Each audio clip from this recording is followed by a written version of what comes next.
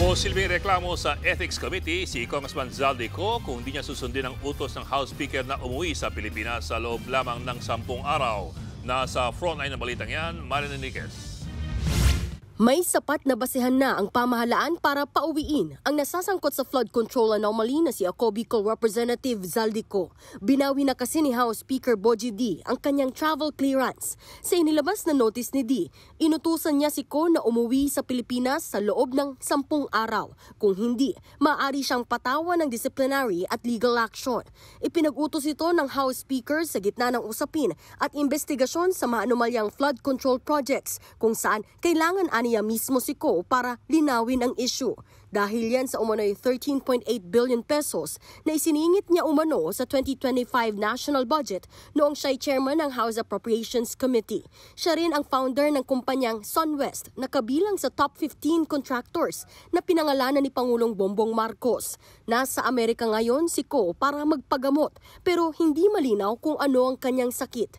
Kahit si Vice President Sara Duterte ay gusto na rin mapauwi si Ko pero tila may pasaring siya sa Administrasyong Marcos. Involved sila sa kidnapping ni dating Pangulong Rodrigo Duterte. Bakit ngayon nawala si Zaldico at aalis si Martin Romualdez, hindi man lang nila magawa na kidnapin si Zaldico doon sa Amerika at ibalik dito sa atin sa Pilipinas? Bumwelta naman dyan ang palasyo. Ipakidnap si Zaldico. Unang-una, sabi niya ba't hinayaan magbiyahe? Dapat alam niya bilang vice-presidente na ang pagbabiyahe ng mga mabatas hindi sakop ng Pangulo.